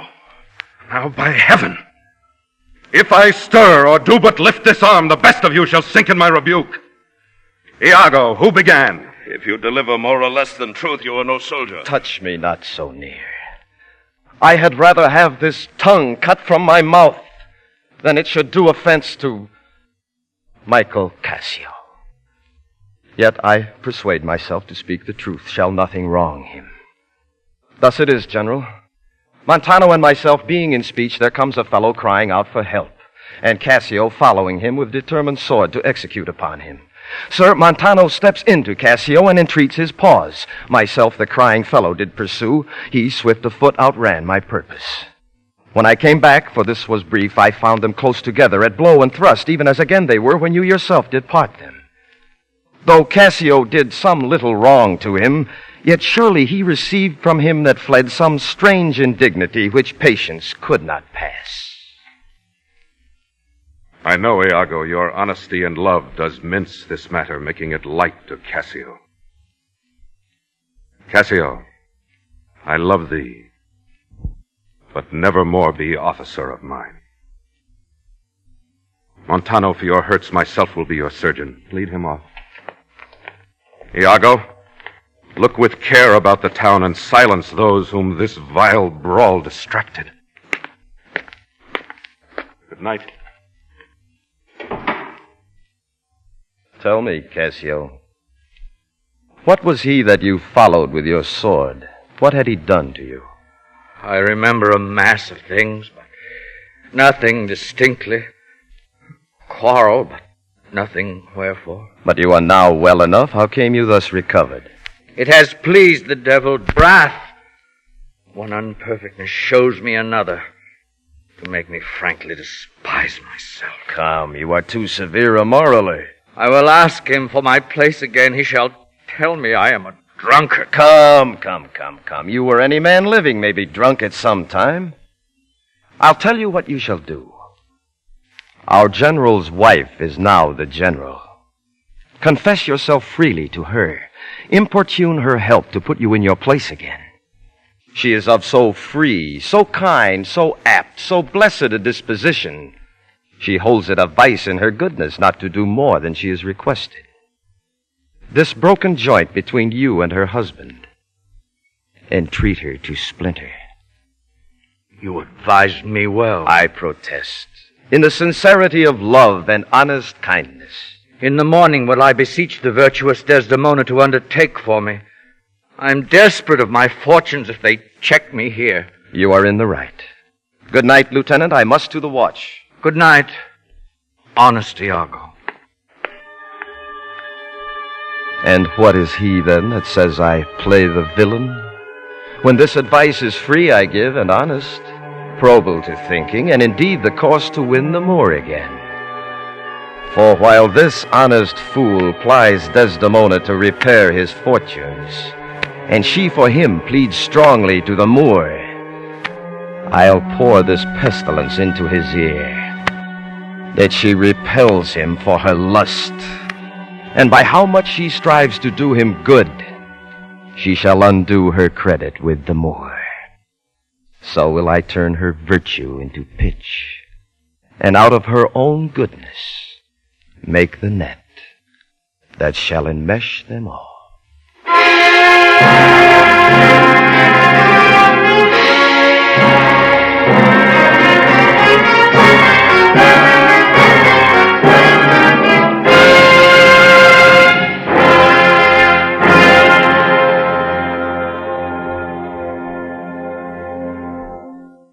Suspense. Part 1 of Othello by William Shakespeare. Tonight stars Richard Widmark, Kathy Lewis, and Elliot Lewis. This is Harlow Wilcox speaking for Autolite, world's largest independent manufacturer of automotive electrical equipment. Autolite is proud to serve the greatest names in the industry.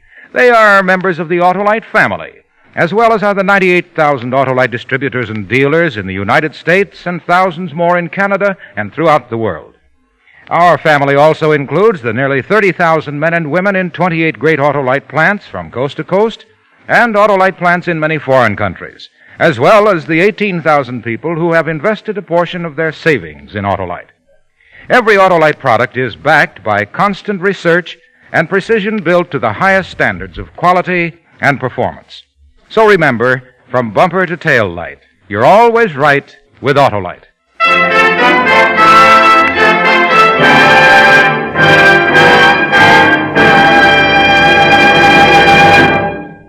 Next week, we conclude this first radio adaptation of William Shakespeare's tragic history of love and treachery and death, Othello. Again next week, our stars will be Richard Widmark, Kathy Lewis, and Elliot Lewis. And again next week, we hope to keep you in suspense.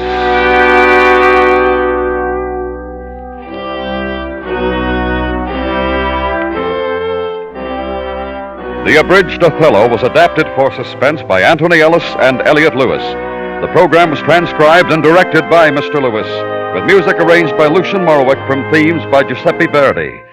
The orchestra was conducted by Lud Gluskin. Featured in tonight's cast were Joseph Kearns as Cassio, William Conrad as Montano, Whitfield Connor as Roderigo, Herb Butterfield as Barbacho, William Johnstone as the Duke, Byron Kane, and Larry Thor. Richard Widmark may soon be seen in the 20th Century Fox picture, Pickup on South Street. And remember, next week we conclude Othello.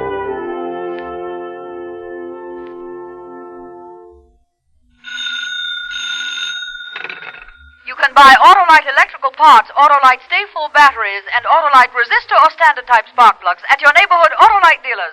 Switch to Autolite. Good night. Planned saving is best saving. Your bank will be happy to arrange for your regular purchase of United States savings bonds. The service is free. Why not sign up tomorrow for planned savings through savings bonds?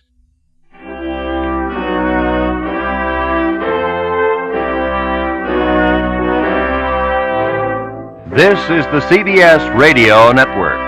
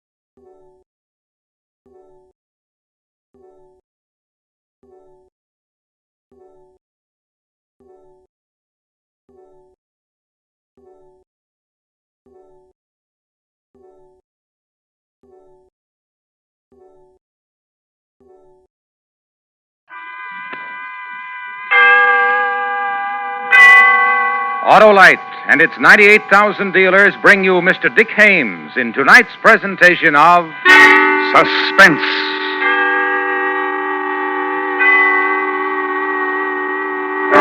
Tonight, Autolite presents the story of a man who watched a murder committed and couldn't get away to tell about it. It's called Pigeon in the Cage. Our star, Mr. Dick Hames.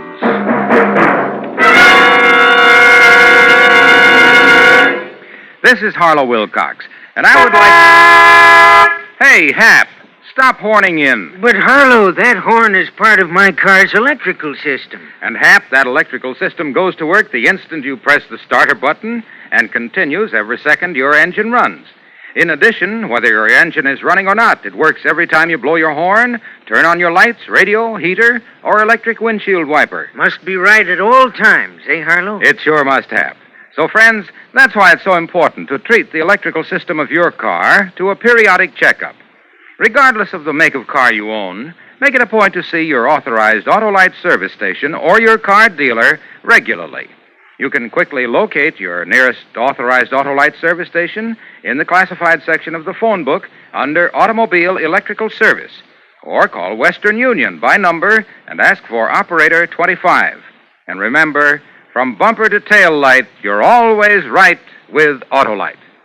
And now, Autolite presents transcribed Pigeon in the Cage, starring Mr. Dick Hames, hoping once again to keep you in suspense.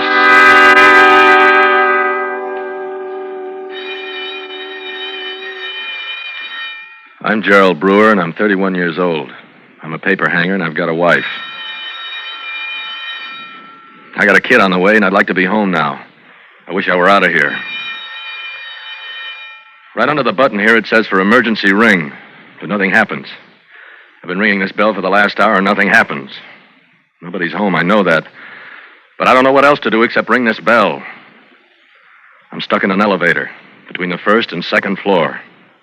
The overhead light went out a few minutes ago. I can hardly see. This elevator isn't very big. It'd hold 3 or 4 people. There's a lever here for floor stops. But something's going wrong. The elevator won't move. There are 2 buttons here. One that rings the bell, the other for emergency stops. Overhead, maybe about 8 feet from the floor, is a little door. Maybe about 6 inches square. I don't know what that's for. It's a pretty old elevator in a pretty old house. I can't squeeze out of it, that's for sure. 3 walls of this thing's are cherry wood. In front of it is a folding iron gate. I got on it on the 4th floor where I was papering. That was 5 o'clock. I was quitting work. Then the elevator got stuck and nobody's home. Been yelling my lungs out, ringing on the bell, calling for Mrs. Rogers, who owns this house, pounding on the wall, but nobody's home. Nobody's home, and I'm stuck. The elevator's stuck right on the 1st floor above the living room. So lying down like this, I can see into it through a gap no bigger than a 1/4 inch.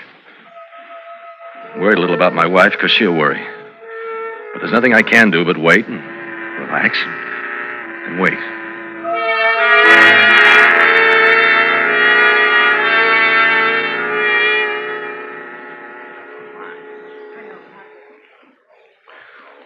That's what woke me.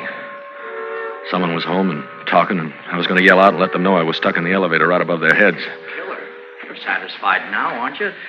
That's the only way to do it. All right, all right. You're nervous. You agreed to it once. Kill her. I'll kill her when she gets home. You all right? You all right, Janice? When your wife's dead, I'll be all right. Yeah. Hey, I'll put on some records. Relax you. Help the waiting. Harry, You know what? what about the gun? Oh, don't worry. Do me a favor, will you, Harry? Let me worry. Let me know. Now. Oh, sure, I'm nervous. The gun's upstairs, 2nd floor, my bedroom. Listen, Janice, you don't even have to be here when it happens. When's your wife coming home? Soon. Look, want a drink? Maybe, I don't know. Come on. Let's go to the kitchen. Mix a drink. I don't know who the girl is. I never saw her before. What I could make out of her looking through the gap is she's a lot younger than Mr. Rogers. Oh, that was Mr. Rogers. I knew that right away without looking at him. I remembered his voice because we'd had a discussion about wallpaper pattern 1216B, Sunday strollers in the park for the library on the 4th floor. Well, if he was going to kill his wife, and I just heard about it, what do you think he'd do to me? All I had to do was yell out and let him know I'd heard. Listen, I got a wife and a kid on the way. I'm a guy who figures on hanging a lot more paper before he dies. My family expects it of me. Besides, what am I supposed to do? Yell out? Hey, I'm hanging up here in the elevator and I just heard what you said? How do I know Mr. Rogers wouldn't kill me? What do I do? I'll just stay here and hope I can think of something. Better? Better, Janice? The drink did it. I'm fine. What should we do? What do you mean? Waiting. No, I don't mind. I feel fine. We left the party. We were dancing. I feel fine, Harry. Come on, honey. Come on. Da-dee-ya-da-da. You remember the... Hey, Janice. What's the matter? Nothing. Let's not laugh, that's all. Let's not do anything to make the other one laugh. Now who's nervous? She ought to be coming home soon. Let go of me. Now, look. Nothing wrong, Harry. Just right now, let go of me. Okay. I'll go upstairs and get the gun. Come on.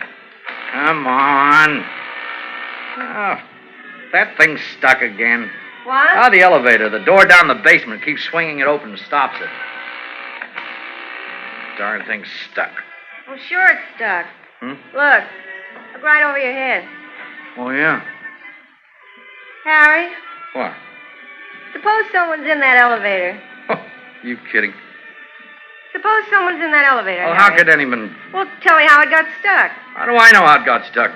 Someone's on that elevator and heard everything we said. Oh, look, it's happened 100 times before. Suppose the elevator were upstairs and I stood here and rang for it. The elevator'd start, but if the basement door swung open, the elevator'd stop, you see. All right. You satisfied? All right. Happened to my wife. She walked instead of closing the door in the basement. Happens all the time. All right. Gun's in the bedroom. I'll walk upstairs and get it. Mr. Rogers went to get the gun. I could hear him go into his bedroom where yesterday I papered with the hunters on horseback pattern. I watched the girl he called Janice. She sat on the sofa for a little while, and she got up, folded her arms, and walked around the room. She stopped in front of the elevator. Anybody in there? Anybody in there? She kept looking at the gap where the floor of the elevator was a quarter inch above the top of the door. But the light was out in the elevator, and it was black. And I hugged the far wall, and she couldn't see me. Mr. Rogers came back then. Still not satisfied, are you? What do you mean? Looking at the elevator. Oh, I'm satisfied. Well, I tell you, I'm okay. would it make you feel better if I went down to the basement and shut the door down there and start the elevator and you'd see? Forget it. Make you feel better, wouldn't it? Leave me alone, will you? Janice. Stop it, Harry, please. You want to forget it, Janice, do you? Go back to the party? No. Well, listen. Harry, I told you. Listen, I'll go down and close the elevator door down in the basement. Yes. That's what's upsetting you, isn't it? You're afraid someone's in there. Yes. Well, why didn't you say so instead Please of all... go downstairs and close the... Harry. Yeah, it's her. You wait. Yes. She's got to open the garage door.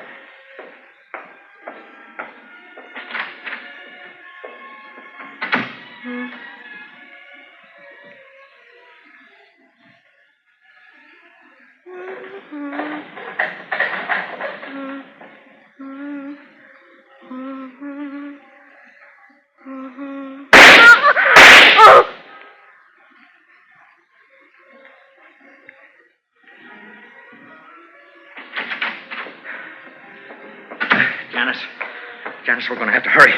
Make it look like a robbery. All right, Harry. She keeps her jewels in the safe. Watch out, Janice. Don't push me. You're standing in the way. The safe's behind that picture. Just tell me to move and I'll move. Don't push me anymore, Harry. All right, I'm sorry.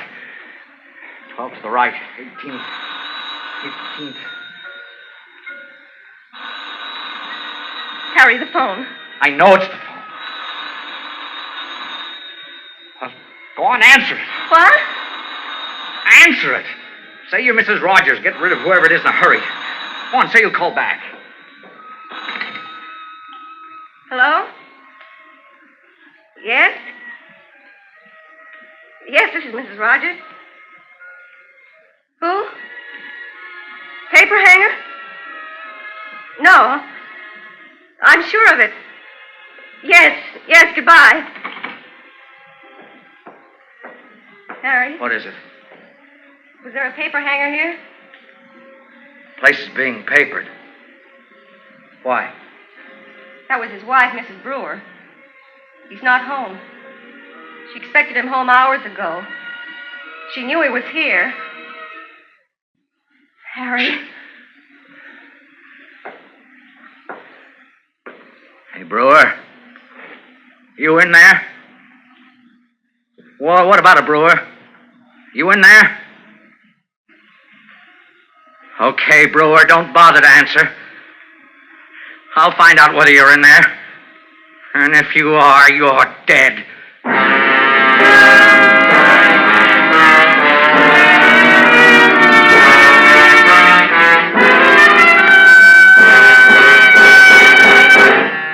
Autolite is bringing you Mr. Dick Hames in Pigeon in the Cage. Tonight's presentation in radio's outstanding theater of thrills, Suspense.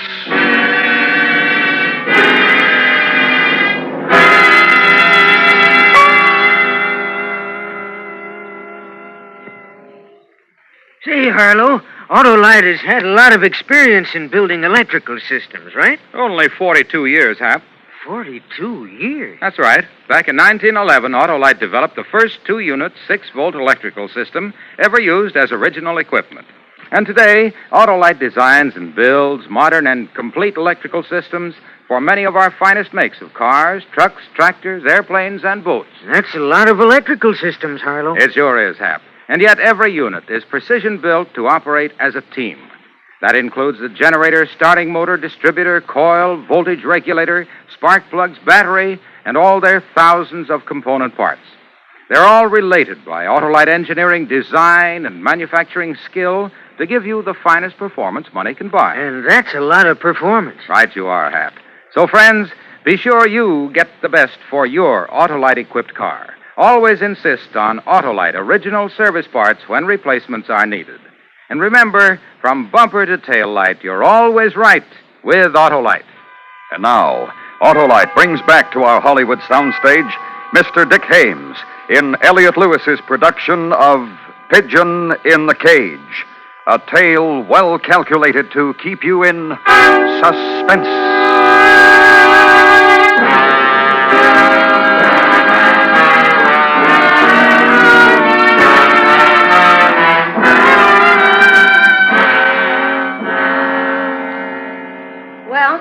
I don't know.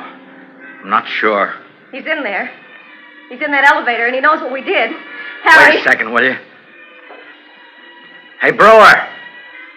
You heard what I said, didn't you? If you're in there, I'll kill you. Janice, get me a chair. Maybe if I stand on it, I can see him. Brewer. Brewer, you won't be able to hide in there for very long, Brewer. Can you see him, Harry? I don't know. It's black in there, and there's a slit I have to look through. Turn off that music, will you? What's the music? Turn it off! Harry. What? Listen, Harry. We're getting panicky, both of us. Maybe I'm wrong. Maybe you're wrong. Maybe the paper hanger just stopped at the corner bar and got loaded and never got home. Maybe... We gotta find out. We gotta get out of here, Janice. Get back to the party. I'll walk down to the basement, close the elevator door, and bring it down. All right. You wait here.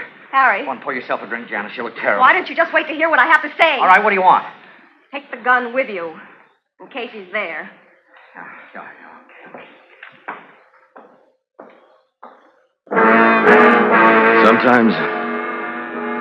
Sometimes, well, what I was going to say, it was my wife's fault for calling. For being worried. For being such a good wife. If she hadn't called Mr. Rogers and that girl would have gone away. Isn't it a shame the way we always blame somebody else when we're in trouble? One thing I was sure of. Mr. Rogers had a gun in his hand, and the other thing I was sure of, he wasn't kidding. Positive he wasn't kidding. A man who's just killed his wife in the garage isn't the kidding type. And here's what he was about to do. Close the basement elevator gate, push the button, and bring the elevator down. Then he was going to open the door, see me, and shoot me. I'm a man with a family, like I said, and I got to go in business, paper hanging. There are a lot of things I enjoy in life, so I don't want to die. You know what my life depended on in that instant? The button marked emergency stop. Mr. Rogers closes the gate and tries to bring the elevator down to the basement. And me inside the elevator, I keep my finger on the emergency stop button. And nothing happens. The elevator doesn't move, I mean.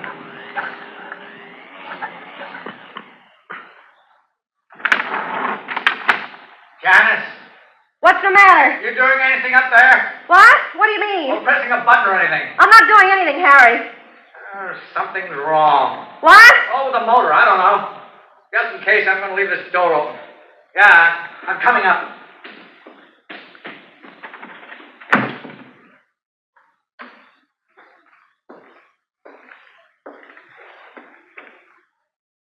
Mister?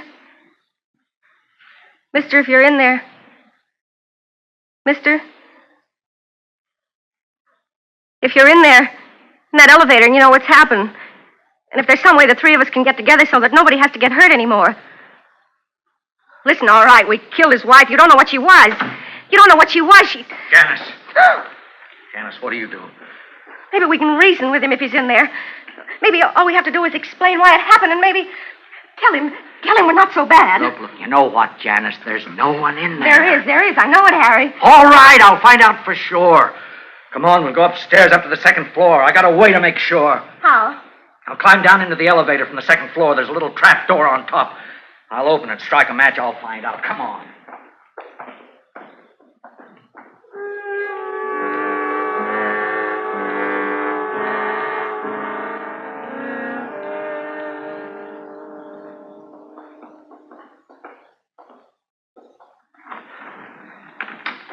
You got matches, Harry? I'll use my lighter. My lighter. There. I got the trap door open. Can you see him? Oh, wait. There. Now I'm going to have to... Harry! Harry, what is it? What's the matter? Harry!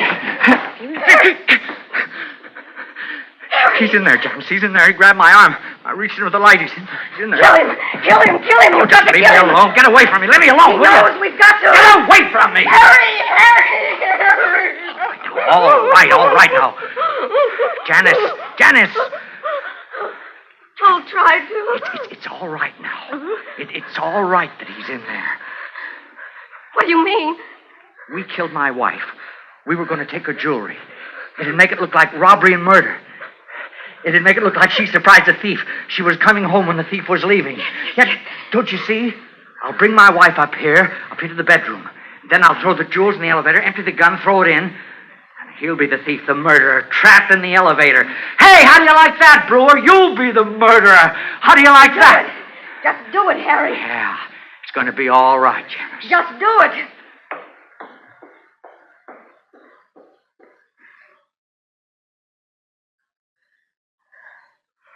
Mister? We know you're in there, mister. Just a couple of feet below. Listen, mister. What do you want?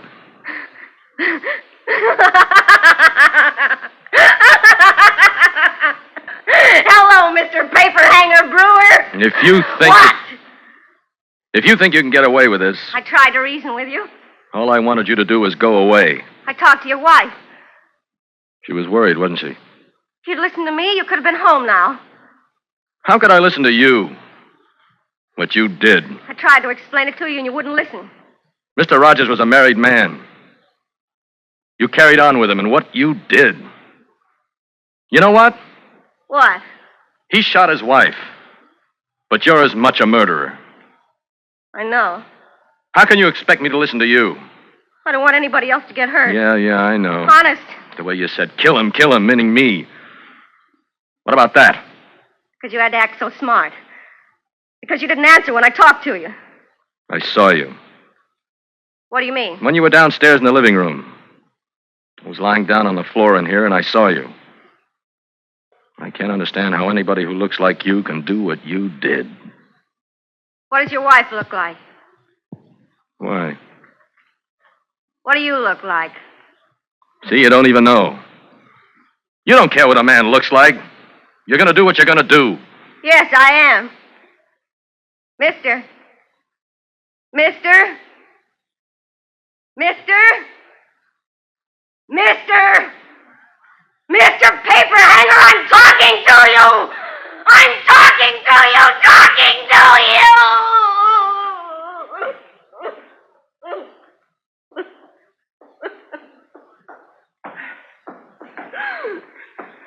Give me a hand, Janice.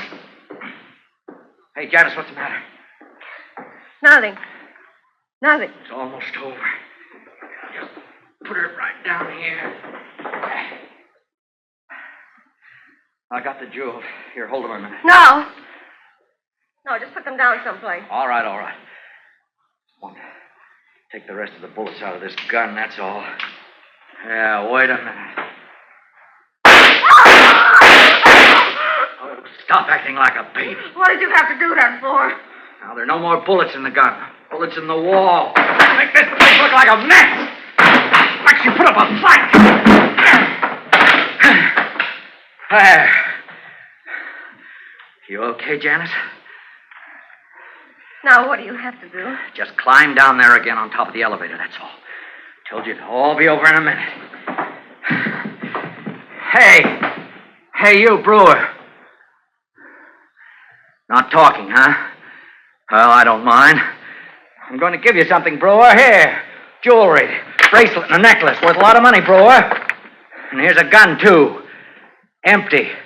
Because it's the one you killed my wife with. Goodbye, Brewer.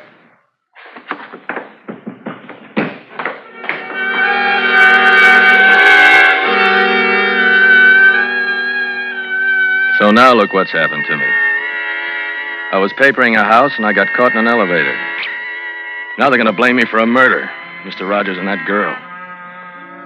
And here I am stuck in an elevator and there's nothing I can do about it. They're on the first floor now and he's helping her with her coat. She still looks shaky. I can lie down on the floor and look out through that gap and I can see them. And hey, they're starting to leave. Hey, Mr. Rogers!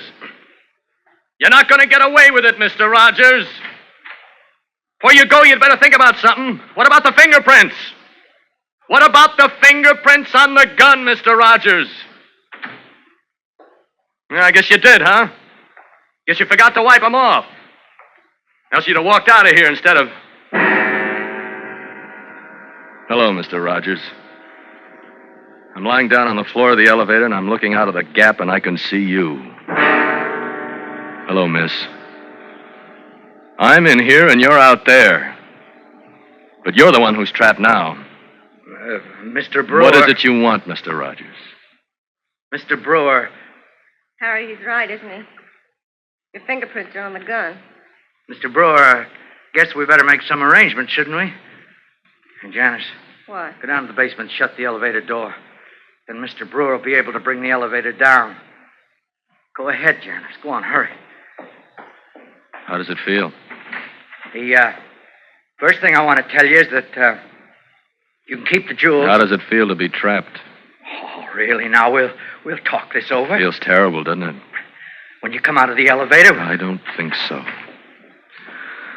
I don't know whether I'm going to come out or not. Not now. It's closed, Harry.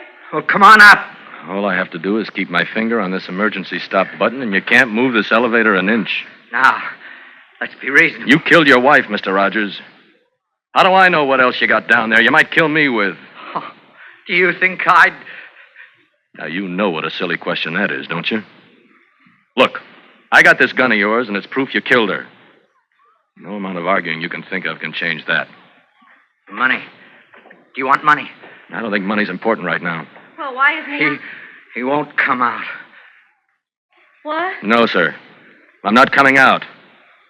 I got you two where I want you, and I'm not moving. Janice, tell him how rich I am. Tell him what I can do for him. Harry. Come on, tell him. Harry. All the things I can do for him. Harry! Cut it out. All the things you can do! Look at what you can do! All the things you can do! Look at what Stop you it. can do! Shut up! Oh. Shut up! Shut up! Janice, shut up! Janice. Oh, Janice, dear, I'm sorry. I didn't mean to hit you. Hey, you're all right, aren't you? Oh, dead. Oh, no. Are you dead, Janice? Dead, Janice. Dead, Janice. Dead, Janice. Dead. Oh, no.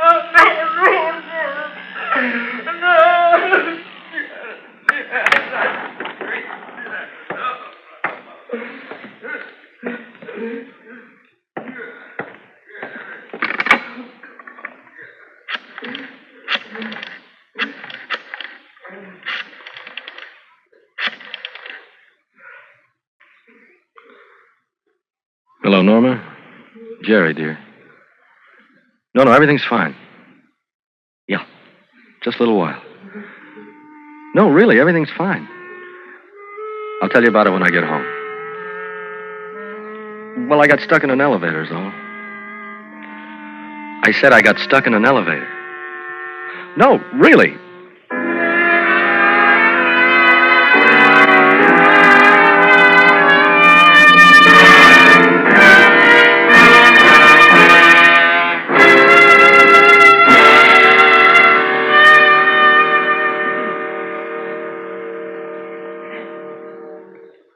Suspense, presented by Autolite. Tonight's star, Mr. Dick Hames.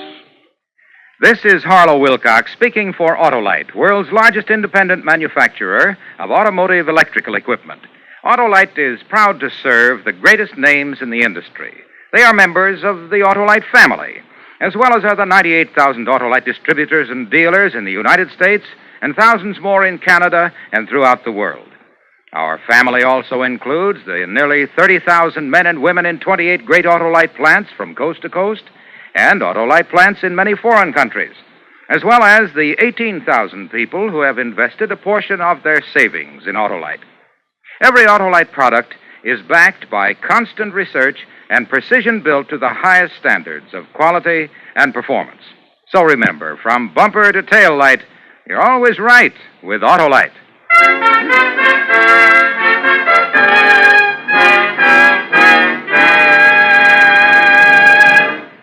Next week, a terrifying tale about a man who was able to foresee the future and found in it his own violent death. It's called Vision of Death. Our star, Mr. Ronald Coleman. That's next week on Suspense. Suspense is transcribed and directed by Elliot Lewis, with music composed by Lucian Morwick and conducted by Lud Gluskin. Pigeon in the Cage was written for Suspense by Morton Fine and David Friedkin. In tonight's play, Charlotte Lawrence was Janice and Joseph Kearns was Harry. And remember next week, Mr. Ronald Coleman in Vision of Death. You can buy Autolite electrical parts, Autolite Stay Full batteries, and Autolite resistor or standard type spark plugs at your neighborhood Autolite dealers. Switch to Autolite. Good night. This is the CBS Radio Network.